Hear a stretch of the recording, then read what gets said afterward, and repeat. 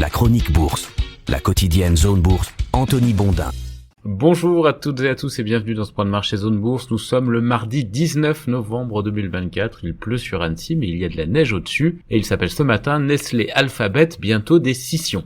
Le marché boursier se perd donc toujours en conjecture sur l'impact de la seconde présidence de Donald Trump, notamment en ce qui concerne les taux d'intérêt. Les investisseurs vont aller chercher un petit peu de distraction du côté des résultats de leur nouvelle star Nvidia demain soir, et en attendant, il est question ce matin de Nestlé, de déclassement européen et de scission d'Alphabet. À partir du milieu du mois de novembre, l'actualité a tendance à se réduire sur les marchés financiers parce que la vague de résultats du troisième trimestre est achevée et qu'il ne reste qu'une grosse vingtaine de séances jusqu'à Noël. Je me suis plongé dans nos statistiques internes pour constater que la seconde quinzaine du mois de novembre est la troisième période la plus faible en matière de publication d'articles après le mois d'août et la période située entre Noël et le jour de l'an. J'entends déjà les médisants qui pourraient faire le lien entre le siège de Zone Bourse en montagne, les premières neiges et la perte de productivité de l'équipe, mais c'est une pure coïncidence, en tout cas en partie. En effet, j'ai basé mes statistiques sur les dépêches Reuters qui sont produites par des gens sérieux qui vivent dans des villes. Ceci dit, ces constatations sont invalidées quand il y a une élection présidentielle aux États-Unis. Dans ce cas, et j'ai pu le constater pour 2016 et pour 2020, eh bien le mois de novembre est nettement plus actif parce qu'il y a davantage de choses à dire évidemment. Et c'est donc ce qui se produit cette année, d'autant que le second mandat de Donald Trump provoque pas mal de remous et d'incertitudes, plus encore d'ailleurs que le premier. Sur les marchés financiers, on a vu ces derniers jours que l'euphorie initiale a été remplacée par une certaine prudence qui est liée à l'impact inflationniste présumé de la politique que prévoit de déployer Trump. Et je ne reparle même pas de l'aléa géopolitique provoqué par les barrières douanières qui se profilent. Hier, l'Europe boursière est plutôt restée apathique pendant que les États-Unis tentaient un petit rebond. Le S&P 500 a repris 0,4% alors que le Nasdaq 100 a brisé la spirale de 5 séances de baisse consécutives par un gain de 0,7%. Globalement, ce sont les valeurs technologiques qui ont repris du poil de la bête, en dépit d'ailleurs de la méforme de Nvidia qui a perdu un petit peu plus de 1% après des rumeurs de soucis de surchauffe sur sa nouvelle puce IA de pointe. Mais ça n'a pas empêché le groupe de conserver sa place de première capitalisation mondiale qui avait été acquise aux dépens d'Apple il y a quelques jours et qui se maintient alors que les fois précédentes, c'était un petit peu le chassé-croisé entre les deux entreprises. Alors est-ce que Nvidia va conserver cette place après la publication de ses résultats demain soir ? Eh bien les paris sont ouverts. D'ailleurs, en allant vérifier le poids boursier de Nvidia ce matin, j'ai constaté qu'il n'y a plus aucune valeur européenne dans le top 20 mondial. En effet, la baisse récente de Novo Nordisk lui a coûté sa 20e place qui lui a été volée par le chinois Tencent. Le Gotha boursier planétaire compte désormais 17 sociétés basées aux États-Unis, une en Arabie Saoudite, c'est Aramco, une à Taïwan, c'est TSMC, et une en Chine, donc Tencent. J'ai aussi pu constater que la seconde valeur européenne par le poids boursier, qui est LVMH avec 311 milliards de dollars de capitalisation, eh bien, émarge désormais au 27e rang.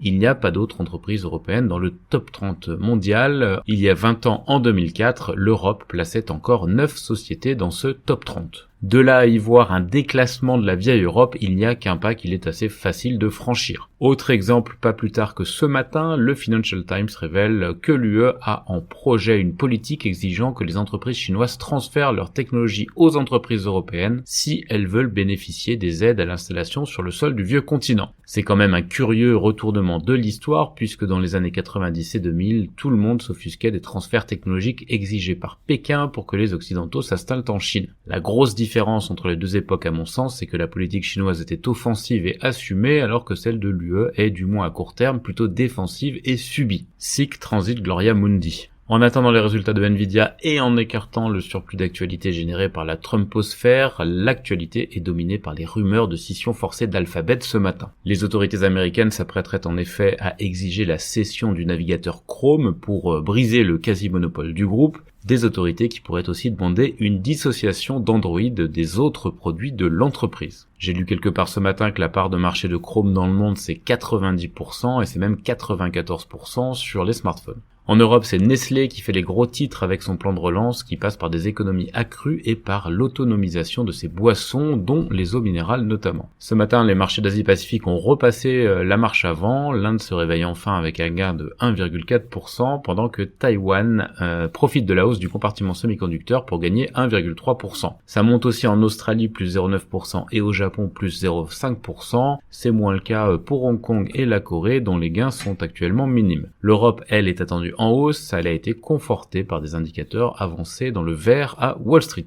En ce qui concerne l'actualité des sociétés en France, d'abord, Kering a nommé de nouveaux directeurs généraux chez Saint-Laurent et chez Balenciaga. Le PDG de Stellantis prépare son groupe au marché américain sous l'ère Trump. S&P a abaissé la note crédit d'ICAD à BBB et Aéroports de Paris a enregistré une hausse de 6,5% de son trafic passager en octobre. Ça permet de revenir à des niveaux supérieurs à ceux d'avant la pandémie. Du côté des petites valeurs, NHOA va fournir à Red Electrica 2 projets de stockage. Aelis Pharma a atteint ses objectifs en phase 1-2 avec AEF 0217 chez de jeunes adultes trisomiques. Onward Medical a obtenu une subvention européenne pour étudier le potentiel de la thérapie ARC-BCI pour restaurer le mouvement après un AVC. Et Nicox, Inat et Faxiam ont présenté des avancées sur leurs projets. Sur l'agenda des publications, on a Tonies et Freelance. En Europe, Nestlé vise donc à moyen terme un chiffre d'affaires en croissance organique d'au moins 4% et une marge d'exploitation sous-jacente au minimum de 17%. Ces annonces ont été réalisées lors de la journée investisseur du groupe en marge de plusieurs autres annonces, notamment sur le plan d'économie et sur l'autonomisation de la division eau et boissons premium.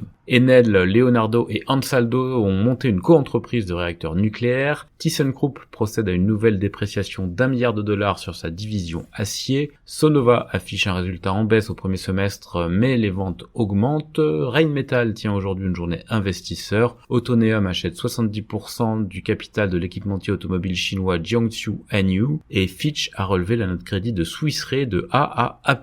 Sur l'agenda des publications, on a Imperial Brands et Sonova en Europe aujourd'hui. En Amérique du Nord, les États-Unis pourraient forcer Google à vendre Chrome pour briser son monopole, j'en ai déjà un petit peu parlé. Tesla rebondit après la publication d'un rapport selon lequel l'équipe de transition de Donald Trump souhaite un cadre fédéral pour les véhicules autonomes. Supermicrocomputer nomme BDO comme auditeur et a déposé un plan de mise en conformité avec le Nasdaq. Le titre a fortement progressé hier à Wall Street. L'investisseur activiste Glenview obtient 4 sièges au conseil d'administration de CVS Health. Autre investisseur activiste, Anonyme Capital Management, qui fait pression sur Henry Chain pour qu'il remanie son conseil d'administration et vire son PDG. Boeing a précisé avoir envoyé des avis de licenciement à plus de 2500 salariés dans 4 États dans le cadre du plan de suppression de 17 000 emplois à l'échelle mondiale. Newmont a vendu des installations canadiennes pour un montant pouvant atteindre 850 millions de dollars. ServiceNow prévoit d'investir $2 milliards au Japon pour étendre ses activités. Microchip a nommé Steve Sanghi au poste PDG par intérim après le départ à la retraite de son PDG actuel. Et Trump Media serait en pourparlers pour acheter Bakkt selon le FT. Bakkt, c'est une entreprise de crypto-monnaie. Sur l'agenda des publications aux États-Unis aujourd'hui, on a Walmart, Lowe's, Medtronic ou encore Keysight. Ailleurs dans le monde, Sony discuterait d'un rachat de Kadokawa selon Reuters. Alibaba a émis une obligation à double devise d'une valeur de $5 milliards